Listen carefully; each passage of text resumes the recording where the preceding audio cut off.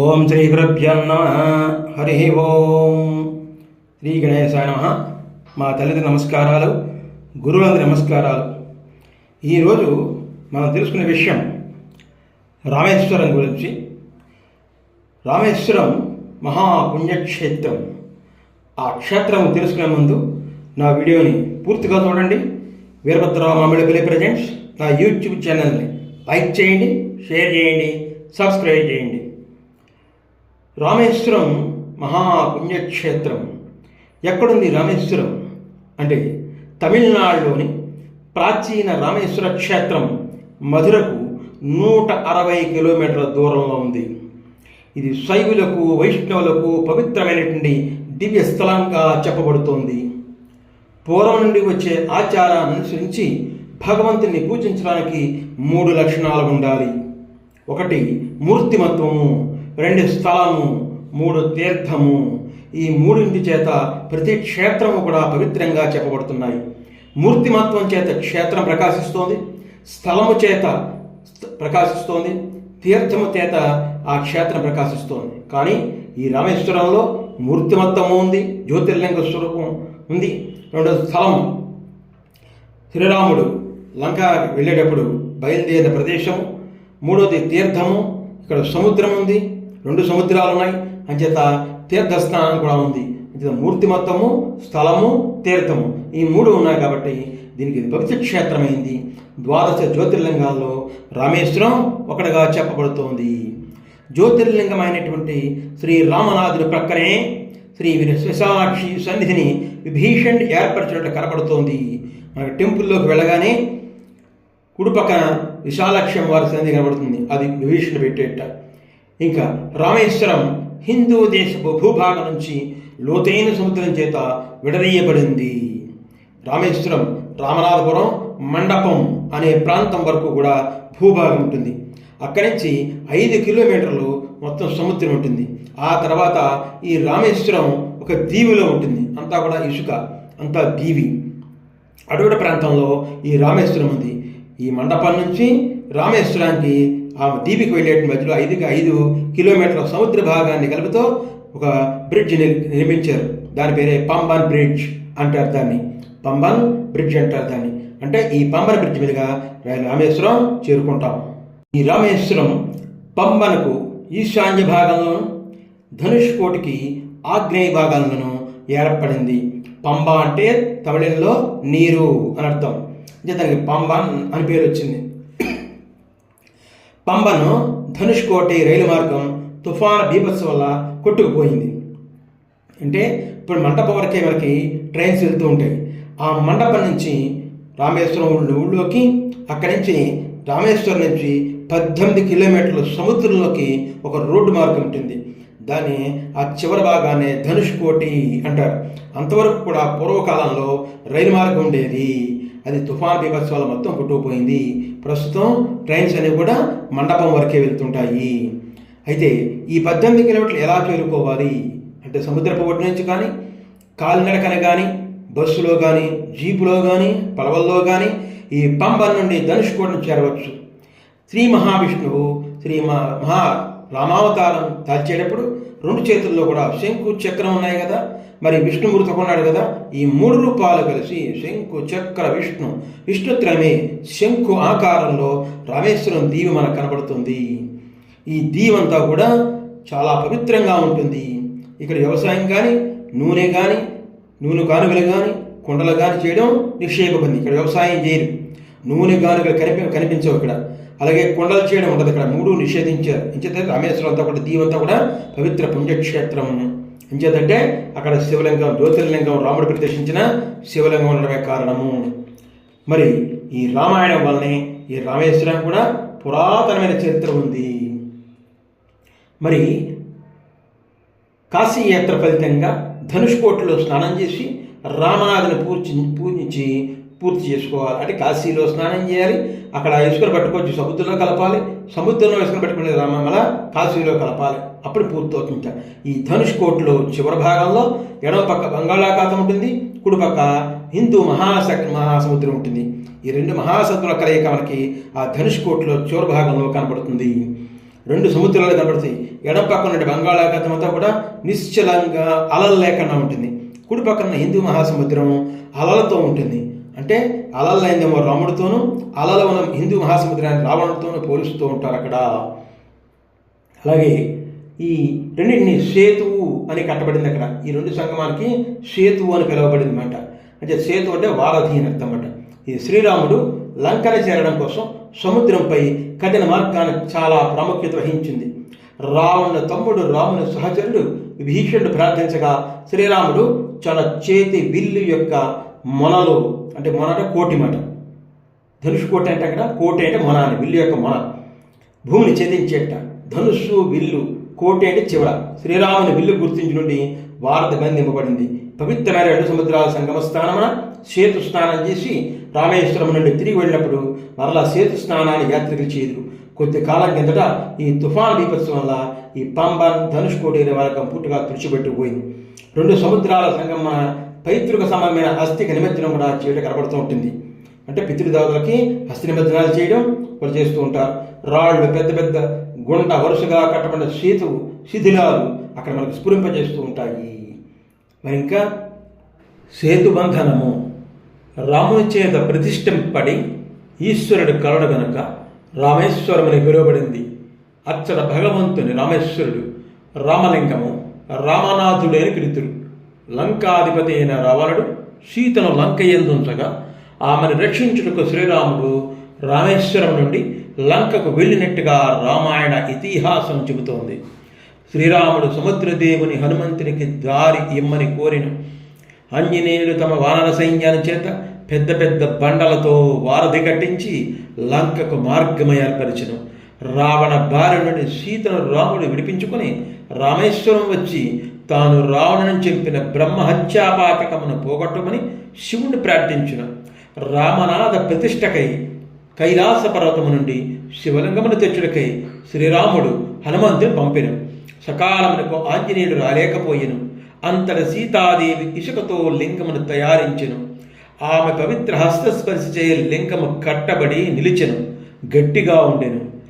ప్రతిష్ఠ జరిగిన తర్వాత హడావుడిగా వాయుపుత్రుడు లింగముతో వచ్చెను. అంతకు ముందరనే ఒక లింగము ప్రతిష్ఠింపబడినట్టు చూచి కోపోద్రిక్త మానసుడై హనుమంతుడు తన తోకతో లింగమును పెకలింపజూసెను. కానీ విఫలుడాయను. వెంటనే శ్రీరాముడు హనుమంతుని బుజ్జగించి సీతాదేవి సృష్టించిన లింగము పక్కనే హనుమంతుని లింగమును ప్రతిష్ఠించి, హనుమా, ఈ లింగములకి మొదట పూజా పునస్కారాలు చేస్తారు. నువ్వు తెచ్చిన లింగానికే మొట్టమొదటి పూజా పునస్కారాలు చేస్తారు. తర్వాత రామలింగాన్ని పూజిస్తారు అని హనుమంతుని లింగమును విశ్వలింగమనియు సీతాదేవి ప్రతిష్ఠించిన లింగాన్ని రామలింగమనియు చెబుతూ ఉంటారు. దేవాలయం యొక్క శిల్పమును ఎట్లా చూద్దాం. ద్రవిడ శిల్పమునకు చిహ్నముగా రామేశ్వర దేవాలయం కట్టబడింది. దీపం యొక్క సముద్ర తీరమున 3 మండపములు అందమైన స్తంభములతో వాటిపైన చెక్కబడిన అత్యద్భుత శిల్పములతో వరుసలుగా విరాజిల్లుతూ ఉంటాయి. దేవాలయం 865 అడుగుల పొడవును 657 అడుగుల వెడల్పున ఉన్నది. పైకప్పు 49 అడుగుల పొడవు గల రాతి దూలముల చేయి మోయబడుతోంది. దైవ సన్నిధి పాలిష్ చేయబడిన గ్రానైట్ రాయితో కట్టబడింది. దేవాలయం పక్కన 3 మండపాలు మొత్తం 4000 అడుగుల పొడవున ఉండటం వలన ప్రపంచంలో అత్యద్భుతములలో ఇది ఒకటిగా ఎంచబడుతోంది. మండపానికి ఇరువైపులా 5 అడుగుల ఎత్తుగల వేదిక ఉంది. దానిపై 20 అడుగుల ఎత్తుగల రాతి స్తంభాలు ఉన్నాయి. ఇంకా మండపము బరిలీ మండపము 1200 బలిష్టమైన స్తంభాలచే బరువు భరించబడుతోంది. దేవాలయపు తూర్పు గోపురం 130 అడుగులు, పశ్చిమ గోపురం 80 అడుగులు ఎత్తులో కనబడతాయి. ఈ రామేశ్వరంలో ఈ రామలింగ స్వామిని, రామనాథుణ్ణి, ఈ రాముడి సీతాదేవి చేయ ప్రతిష్ఠింపబడినటువంటి సీతాదేవి చేయడం, రాముడి ప్రతిష్ఠించడం, అటువంటి శివలింగము ఎలా ఈ దేవాలయం రూపుదిద్దుకుంది ఆ విషయాలు తెలుసుకుందాం. సీతారాములు ప్రతిష్ఠించిన లింగము మొదట ఒక పూరి ఇంట ఉండేది. ఇప్పటి దేవాలయం శతాబ్దముల తరబడి కాలక్రమేణా భక్తుల ఆదరాభిమానములచే నిర్మించబడింది.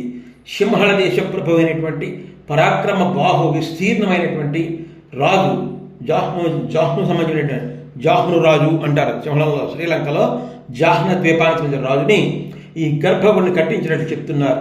లోక ప్రఖ్యాతి వహించినటువంటి మండపములు దేవాలయ కట్టడాలు రామనాథపుర పరిపాలకులు సేతుబదుల్చే నిర్మించబడ్డాయి. సింహళంలో ఎవరైతే ఉన్నారో, శ్రీలంకలో ఎవరైతే రాజులు ఉన్నారో, జాహ్నువులు ఎవరైతే ఉన్నారో, జాహ్ను రాజులు, వాళ్ళు యువతల పక్కన ఉన్నటువంటి ఈ దేవాలయాన్ని నిర్మించారని చెప్పి చరిత్ర చెప్తోంది. 12వ శతాబ్దంలో ఈ దేవాలయ నిర్మాణానికి ముఖ్యులైన వారు ఉదయన్ సేతుపతి, తిరుమల సేతుపతి, రఘునాథ సేతుపతి, ముత్తురామ సేతుపతి, వీళ్ళందరూ కూడా ఈ దేవాలయాన్ని కట్టించారట. కాశీ యందల విశ్వేశ్వరుడు చనిపోవారి చెవుల్లో రామ తారక మంత్రాన్ని ఉచ్చరించి వారికి మోక్ష పదవులు ఇచ్చినను ప్రగాఢమైన నమ్మకం ప్రజల్లో కలదు. రామనాథుని ప్రతిష్ట, పూజ శ్రీరామునిచే జరుగుచ్చే రామేశ్వరానికి గల ఖ్యాతి ఇనుమడించింది.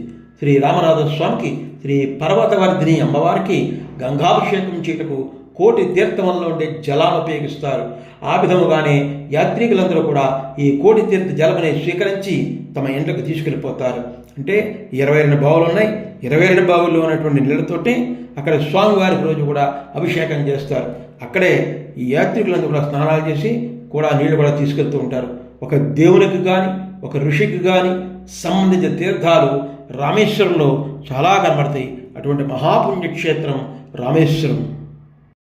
రామేశ్వరంలో గుడి లోపల చూడాల్సిన ప్రదేశాలు ఉన్నాయి.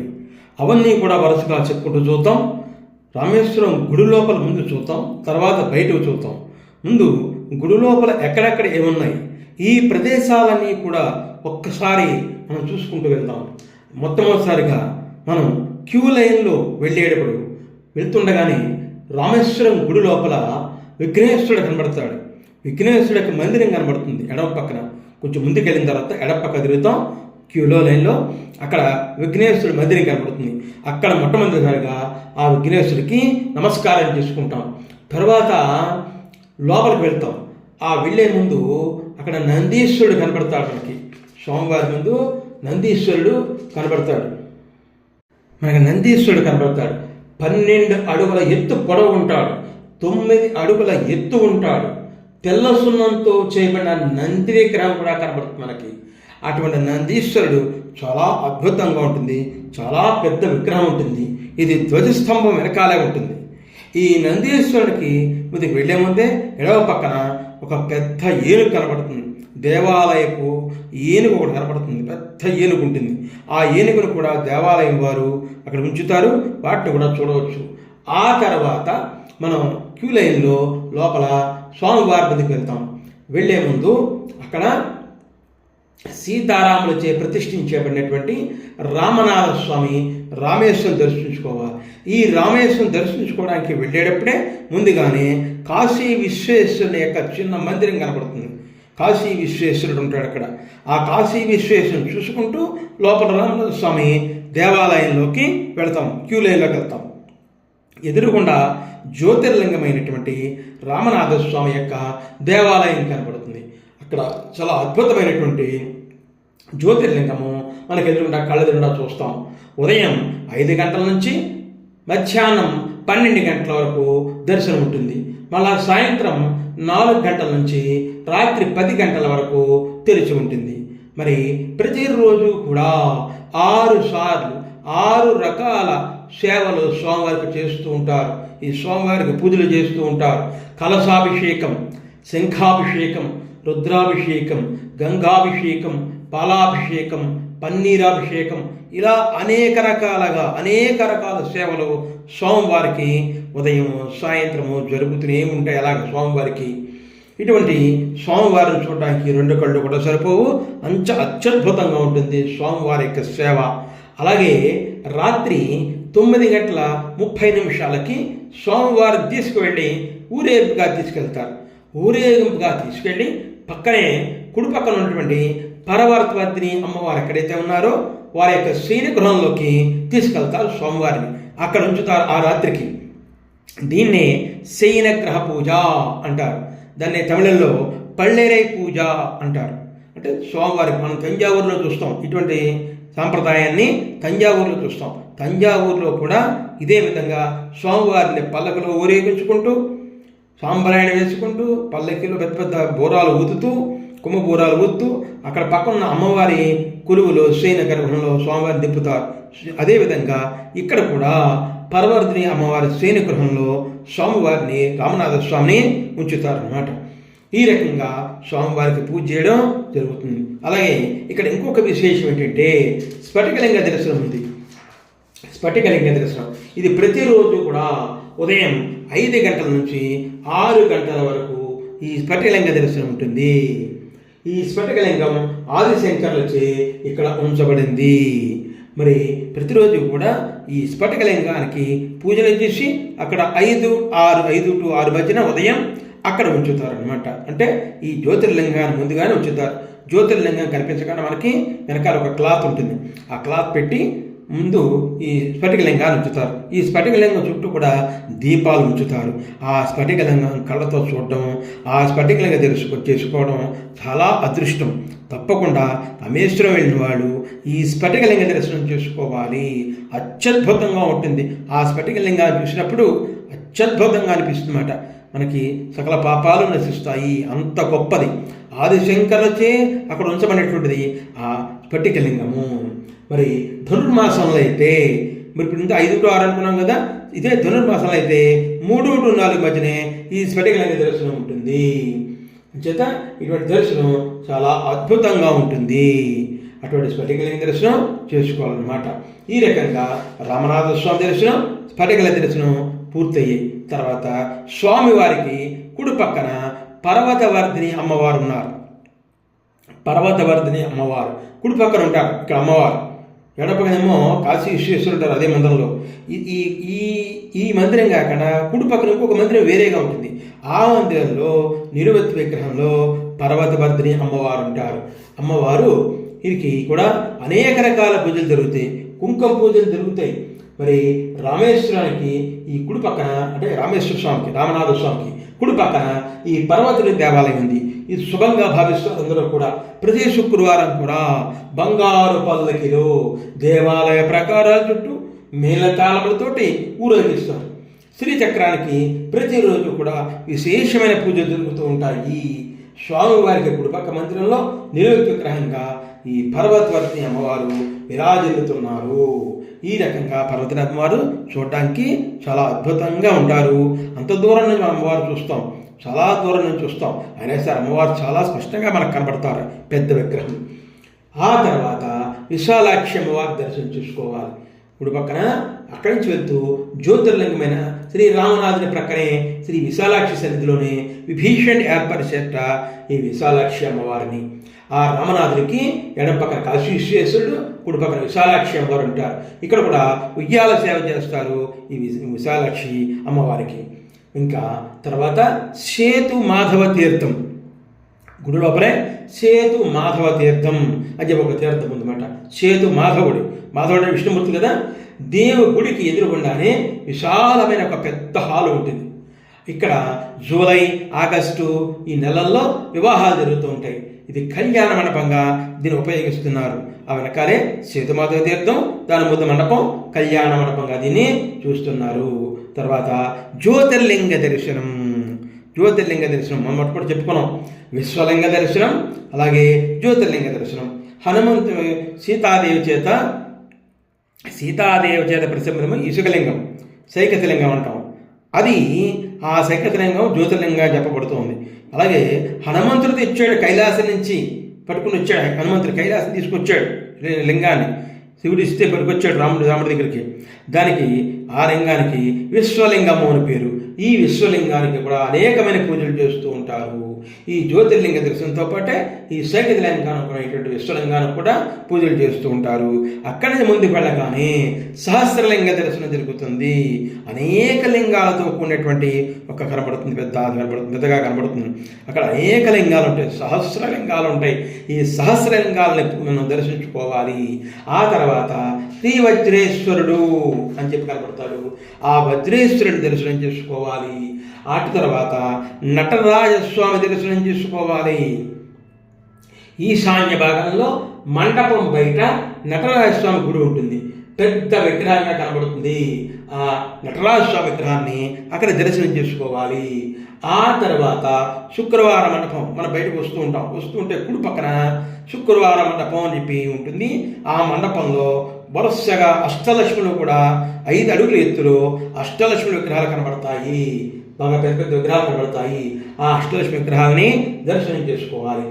అక్కడి నుంచి ఇందాక చెప్పుకున్నా కూడా విశ్వలింగ దేవాలయం కూడా ఈ రామలింగ దేవాలయంకి ఉత్తర భాగంలో ఉంటుంది. విశ్వనాథునితో పాటే ఈయనకి కూడా పూజలు చేస్తూ ఉంటారు. అలాగే నైరుతి భాగంలోకి వెళ్ళినట్లయితే సంతాన గణపతి గుడి ఒకటి ఉంది. ఆ సంతాన గణపతి గుడిని చూసుకోవాలి. అటు తర్వాత పల్లెకొండ పెరుమాళ్ గుడి అని చెప్పింది లోపలే. పల్లెకొండ పెరుమాళ్ గుడి అని చెప్పి ఈ దేవి గుడికి వాయు భాగంలో శయనించి తన చూపును ఆకాశం పేపు చూస్తూ కనబడతారు. ఈయనెవరో పల్లెకొండ పెరుమాళ్ గుడి.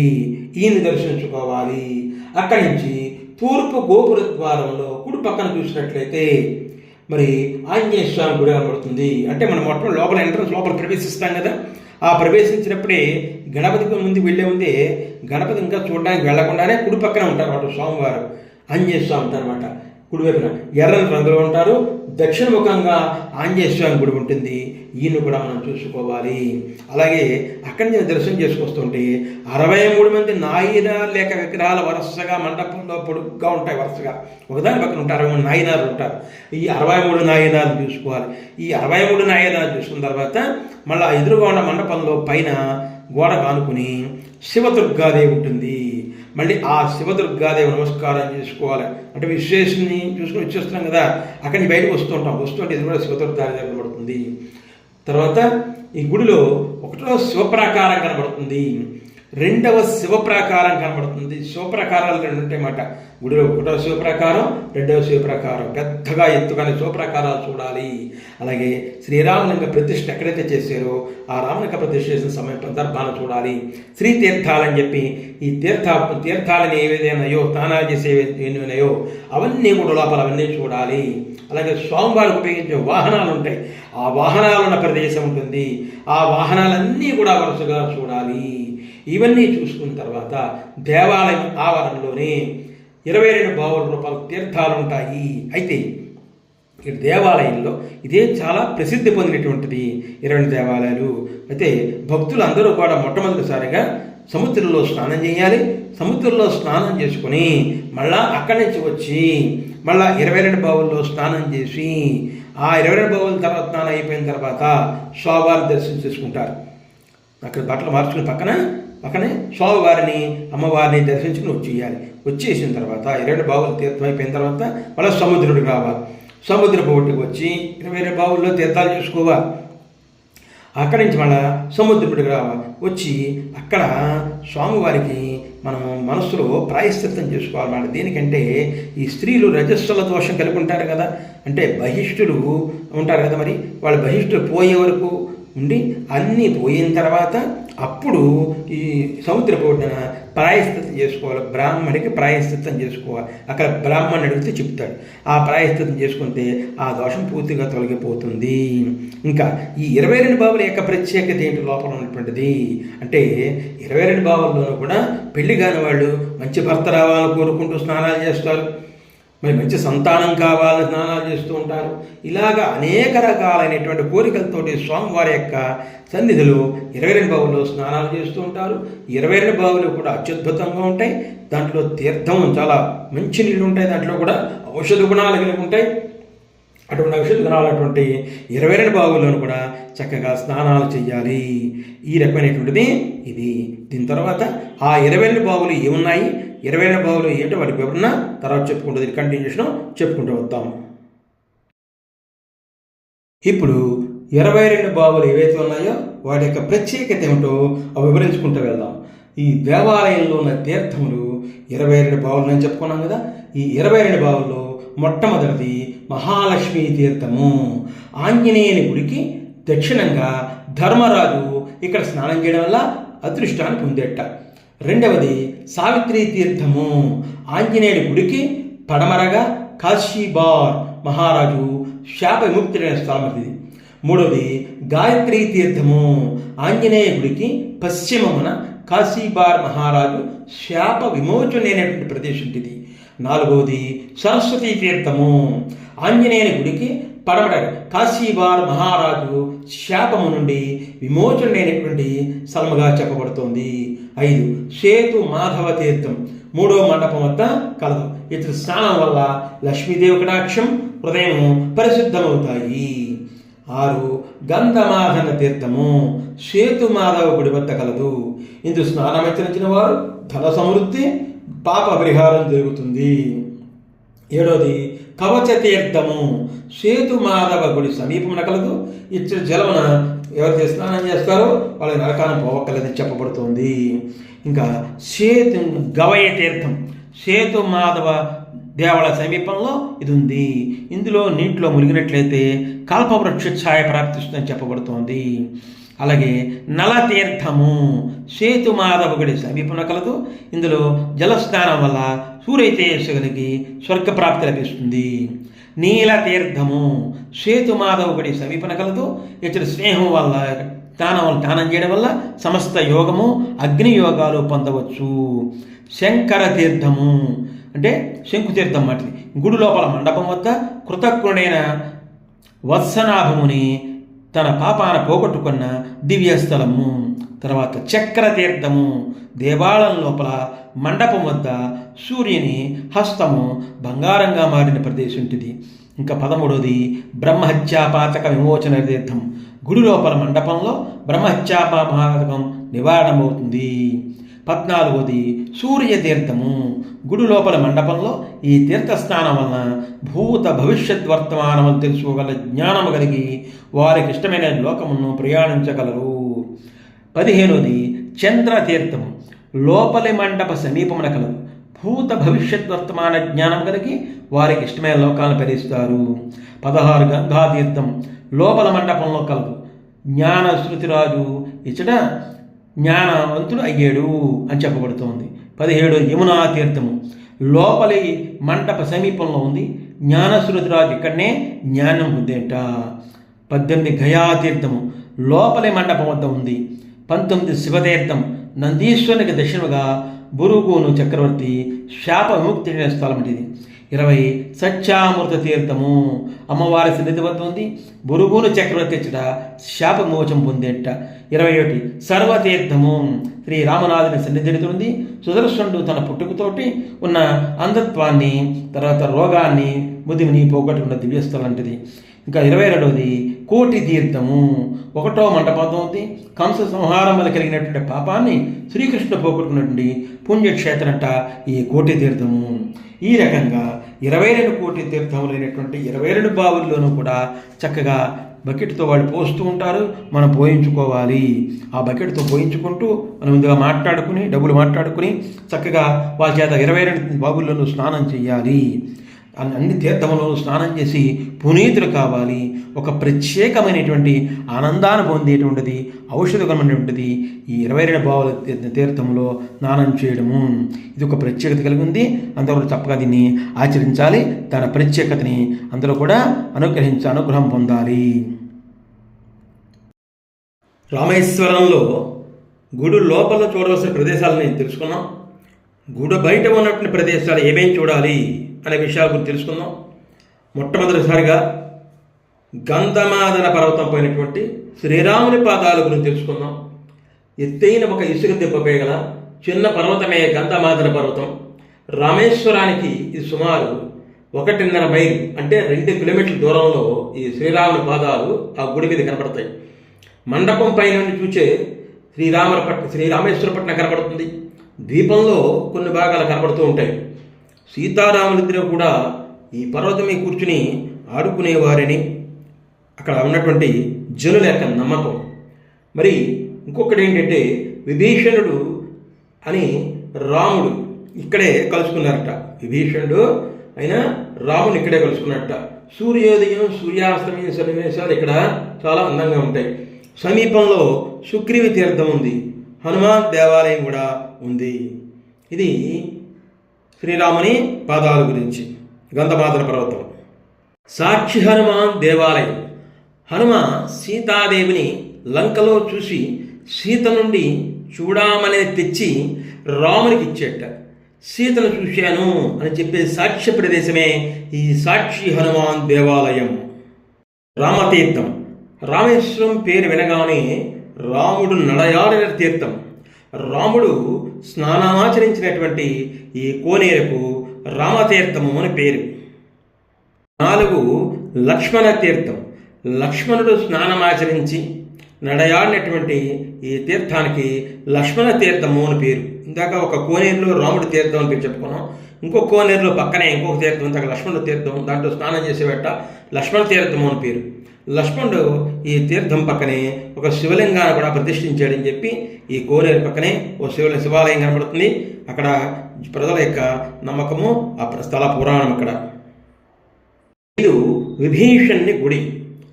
కోదండరాముడు ఇక్కడ దేవాలయం కనబడుతుంది. ఇక్కడ ఏంటంటే విభీషణుడు రాముని శరణవేయడానికి వచ్చాడు రావణ యుద్ధానికి ముందు. ఆ వచ్చినప్పుడు ఇతను ధర్మాన్ని మెచ్చుకుని వెంటనే అతని శరణాగతిని మెచ్చుకుని లక్ష్మణుని పిలిపించి సముద్ర తీరాన్ని తెప్పించి ఇతన్ని లంకాభిషిక్తం చేయడానికి, అంటే లంకారాజ్యానికి పట్టాభిషేకం చేయడానికి ఇతని చేత ప్రమాణం చేయించేట. రావణ్ణి చంపిన తర్వాత నిన్నే ఈ లంకాపట్నానికి రాజ్యం చేస్తాను అని చెప్పేట. అదే ఈ కోదండ రామ దేవాలయం. పంచముఖి హనుమాన్ శ్రీ రామనాథ స్వామి ఆలయానికి 2 కిలోమీటర్ల దూరం ఉంది. నరసింహుడు, ఆది వరాహుడు, మధ్యలో హనుమంతుడు, గరుడు, హయగ్రీవుడు, ఇలా 5 ముఖాలతో సింధూరంతో అద్దం ఉంటుంది సాధువుల చేత. 1964లో ధనుష్కోటి తుఫాన్ తర్వాత సీతారాముల విగ్రహాలకు ఉంచారని చెప్తారు. ఇది పంచముఖి హనుమాన్ టెంపుల్. కానీ తేలియాడే రాళ్ళు ఉన్నాయి. ఈ ఆలయంలో తేలియాడే రాళ్ళు ఉంచారు. శ్వేతబంధంలో ఉపయోగించిన రాళ్ళు మనకు కనపడతాయి. అక్కడ భక్తుల దర్శనార్థం ఉంచారు. నీళ్లలో వేస్తే తేలుతూ ఉంటాయి. ఇది కూడా చక్కగా చూడవలసినటువంటి ప్రదేశం. నటరాజుని గుడి అందమైన శిల్ప నైపుణ్యంతో ఆకర్షణీయంగా స్వామివారి ఆలయం కనబడుతుంది. నటరాజ స్వామి విగ్రహం ఇక్కడ చాలా ఆకర్షణీయంగా ఉంటుంది. ఇది కూడా తప్పక చూడాల్సిన విగ్రహం. 11 నంబునాయకి అమ్మవారి గుడి. రామనాథ స్వామి గుడి నుంచి 8 కిలోమీటర్ల దూరంలో ఉంది. 14వ శతాబ్దంలో శ్రీలంక కాంటి మహారాజ్చే నిర్మించినట్టుగా చెప్పబడుతోంది. ఇది చూడటానికి చాలా అద్భుతంగా ఉంటుంది. అబ్దుల్ కలాం గృహం చూడదగినటువంటిది. దీంట్లో ఆయన రాసిన పుస్తకాలన్నీ కనబడతాయి. ఆయన గృహం అంతా కూడా ఒక హౌస్ ఆఫ్ కలాం అని చెప్పి నిర్మించబడింది. అలాగే వేరే ప్రదేశంలో సముద్రం వల్ల అబుల్ కలాం గారి యొక్క సమాధి, దాని ఒక మ్యూజియంగా పెట్టారు. దాంట్లో అద్భుతమైన పుస్తకాలు కూడా కనబడతాయి. ఇవి తప్పకుండా చూడవలసినటువంటిది. అరిచ్చల్ మున్నాయి అంటే రామసేతు, అంటే పంబన్ బ్రిడ్జ్ అయితే ఏందో దానికి అరిచ్చల్ మున్నాయి అని పేరు. ఆ ప్రదేశం ఎక్కడి నుంచి ప్రారంభమవుతుందో దానికి అరిచ్చల్ మున్నాయి అని పేరు. 9 పంబన్ వంతెన. ఆల్రెడీ మనం ముందు రామేశ్వర చరిత్ర చెప్పుకున్నప్పుడే ఆ పంబన్ వంతెన గురించి చెప్పాను. రామేశ్వరం నుంచి మనం మండపం నుంచి రామేశ్వరం చేరడానికి, రామేశ్వరం దీవులుగా చేరడానికి మధ్యలో 5 కిలోమీటర్ల సముద్రం ఉంటుంది. అక్కడ ఈ పంబన్ వంతెన మనకి కనబడుతుంది. అదే ధనుష్కోటి 2 సముద్రాల కలయిక. ఇది కూడా రామేశ్వర చరిత్ర చెప్పినప్పుడు అక్కడ చెప్పబడింది. ఆ ధనుష్కోటి సముద్రం ఎలా ఉంటుంది ఏంటో దాని ప్రత్యేకత కూడా మనం రామేశ్వర చరిత్రలో ముందుగానే చెప్పుకున్నాం. అది కూడా తప్పకుండా చూడాలి. దేవీపట్నం ఇది కూడా సముద్ర ప్రాంతం. రామనాథ తీర్థానికి దగ్గరగా ఉంటుంది. రామనాథపురానికి దగ్గరగా ఉంటుంది. ఇది రామనాథపురం తర్వాత మండపం వస్తుంది. ఇక్కడ కూడా సముద్ర ప్రాంతం చూడడానికి చాలా బాగుంటుంది. ఇది కూడా తప్పకుండా చూడాల్సిన ప్రదేశం. సీతాదేవి రాముడు విహరించినటువంటి ప్రదేశం ఇది. నవపాషాణం లోపల నవగ్రహాలు. ఇది కూడా ఆ దేవీపట్నం దగ్గరలోనే ఉంటుంది. స్వయంభూ సాగర నవగ్రహ దోష నివారణకై శ్రీరాముని చేత ప్రతిష్ఠింపని చెప్పబడుతుంది. ఇది సముద్రము నీరు కనబడుతుంది. దాంట్లో నవగ్రహాలు కూడా ప్రతిష్ఠించి ఉంటాయి. అక్కడ దాంట్లో కూడా స్నానాలు చేస్తారు. ఇది చాలా అద్భుతమైన ప్రదేశం. తప్పకుండా చూడాల్సిన ప్రదేశం ఇది. 14 విల్లుండి తీర్థం సీతమ్మ బావి. ఇక్కడ సీతాదేవికి దాహం వేసినప్పుడు రాముణ్ణి అడిగినప్పుడు ఆ సముద్రపోటున రాముడు తన విల్లుతోటి బాణాన్ని అక్కడ వేసాడు. ఆ ధనుస్సుతోటి ఆ బాణాన్ని వేసినప్పుడు ఆ నది, ఆ సముద్రపు ఒడ్డు నుంచి, ఆ నీళ్ల మధ్య నుంచి కూడా మంచినీరు పైకి ఉప్పుకు వచ్చింట. అక్కడ ఒక బావి ఏర్పడింది. దాన్ని సీతమ్మ బావి, విల్లుని తీర్థం అంటారు. ఈ తీర్థంలో మనం చూసినట్లయితే ఈ కింద నుంచి పైరాక ఒక నుయ్యిల పైకి కట్టారు. దానికి ఒక బ్రిడ్జ్ ఏర్పరిచారు. మరి చూసినట్లయితే సముద్రంలో నీళ్లు తాగితే ఉప్పగా ఉంటాయి, అక్కడ వెంటనే చూపిస్తారు. నూతిలో నీళ్లు తాగితే తీయగా ఉంటాయి. ఇది కూడా చక్కగా చూడదని ప్రత్యేకంగా చూడాల్సిన ప్రత్యేకమైన ప్రదేశం. తప్పకుండా అందరూ కూడా చూడవలసినటువంటిది. రామేశ్వరానికి తూర్పు గోపురానికి అతి దగ్గరలోనే అగ్నితీర్థము అనే సముద్ర ప్రాంతం ఉంది. ఇక్కడ తీర్థ విధులు కూడా నిర్వహింపబడతాయి. ఈ ప్రాంతంలో కూడా సముద్రం అలలు లేకుండా కనబడుతుంది. ఇది చూడడానికి చాలా బాగుంటుంది. అంటే చనిపోయినటువంటి వారి పేరు మీద, పెద్దల పేర్ల మీద పిండాలు పెట్టడం, అదే ఎవరైనా చనిపోతే వాళ్ళ పేర్ల మీద కర్మలు చేయించడం, ఇలాంటివన్నీ కూడా అంటే దీని తీర్థ విధులు అంటారు. వాళ్ళకి పుణ్యలోకాలు సిద్ధించాలని చెప్పి ఇక్కడ బ్రాహ్మణులు ఉంటారు. ప్రత్యేకంగా అగ్నితీర్థం అంతా కూడా దానికే పెట్టేది పేరుగా చెప్పబడుతోంది. తీర్థం నుంచి కొంచెం ముందుకు వెళ్ళినట్లయితే గుడి పక్కన బోట్ షేర్ ఉంటుంది. ఈ బోట్ షేర్లో మనం 100 రూపాయలు టికెట్ ఇచ్చినట్లయితే అక్కడి నుంచి ఒక 2 కిలోమీటర్లు సముద్రం అంతా కూడా మొత్తం చక్కగా 2 కిలోమీటర్లు బాగా తిప్పుతాడు. చాలా బాగుంటుంది. తప్పకుండా స్టీమర్ మీద తిప్పుతాడు. ఈ బోట్ షేర్ కూడా చాలా చూడదైనటువంటిది, చాలా అందంగా ఉంటుంది. ప్రతి ఒక్కళ్ళు చూడవలసినటువంటిది. జటాతీర్థము రామేశ్వరం నుండి ధనుష్కోటి పోవే రోడ్ నుంచి రామేశ్వరానికి 2.5 మైళ్ళ దూరంలో పవిత్రమైన జటాతీర్థం ప్రకాశిస్తోంది. ఈ తీర్థం యొక్క ఔన్నత్యం సనత్కుమార సంహితలో కూడా చెప్పబడింది. మరి 20వ అధ్యాయంలో లోక ప్రసిద్ధమైన స్కంద పురాణంలో కూడా చెప్పబడింది.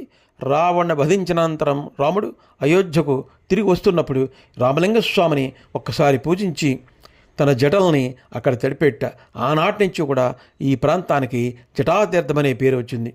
ఇక్కడ పూజించాల్సినటువంటి దేవుళ్ళు సముద్ర తీరంలో రాతితో మలిచినటువంటివి విఘ్నేశ్వరుడి విగ్రహం ఉంది. పాపహరేశ్వరుని గుడిలో జ్ఞానప్రకాశుని భక్తులున్నాడు. జటాతీర్థము ఈ గుడికి ఎదురుగుండా ఉంది. ఇది సుమారు 300 అడుగుల చదరపు అడుగులు ఉంటుంది. తీర్థం 4 వైపులా కూడా సోపానాలు కలవు. ఆస్తిక జనులు ఈ తీర్థాన్ని స్నానం చేస్తే సుఖ ఆరోగ్యాన్ని పొందుతారు. రామేశ్వరంలో ప్రత్యేకమైన పూజలు, ఉత్సవాలు జరుగుతూ ఉంటాయి. బంగార కవచంతో అమ్మవారిని, బంగార కవచంతో నాగాభరణాలతో రామనాథ స్వామి వెండి రథంపై ఉత్సవం చేయించడం, పంచమూర్తి ఉత్సవం, మరి బంగారు రథం మీద ఉత్సవం చేయించడం, ఇలాంటివన్నీ కనబడతాయి. మరి ఇక్కడ అనేకమైన పండుగలు జరుగుతూ ఉంటాయి. ఇక్కడ ఈ పండుగల్లో మరి ఏంటంటే మహాశివరాత్రి, వృషభ వాహనం, అభిషేకం, వెండి రథోత్సవం, వసంతోత్సవం, రామలింగ ప్రతిష్ఠ ఉత్సవం, వృషభ వాహన దర్శనం, కళ్యాణ ఉత్సవం, తర్వాత మరి వెండి రథం మీద వృషభవాహనం మీద ఊరేగించడం, మరి తపస్సు, బంగారు వెలుగులో శయని సేవ, కళ్యాణం, నవరాత్రుల్లో సేవలు, మరి స్కంద షష్ఠి, తర్వాత ఆర్ష దర్శనము, ఇలాగ అనేక రకాలైనటువంటి ఇక్కడ ఉత్సవాలు, పండుగలు జరుగుతూ ఉంటాయి. మరి ఈ ధనుష్కోటికి తీర్థవారిగా ఉత్సవంలో తీసుకుని పోతూ ఉంటారు. ఇలాంటి అద్భుతమైనటువంటి రామేశ్వరం యొక్క యాత్ర చేయడం ఒక అత్యద్భుతంగా భావిస్తూ ప్రతి ఒక్కరూ కూడా జీవితంలో కంపల్సరీగా ఈ రామేశ్వరుని దర్శించుకోవాలి. సీతారాములిద్దరూ కూడా హనుమత్ లక్ష్మణ సమేతంగా తన వానర సైన్యంతో ఈ రామేశ్వరం ప్రాంతమంతా కూడా నడయాడిన ప్రదేశం. అటువంటి అద్భుతమైన ప్రదేశాన్ని అందరూ తప్పకుండా చూసి తరించవలసిందిగా కోరుతూ మీ వీరభద్రరావు మామిళ్ళపల్లి ప్రజెంట్ నా యూట్యూబ్ ఛానల్ని లైక్ చేయండి, షేర్ చేయండి, సబ్స్క్రైబ్ చేయండి, పూర్తిగా చూడండి.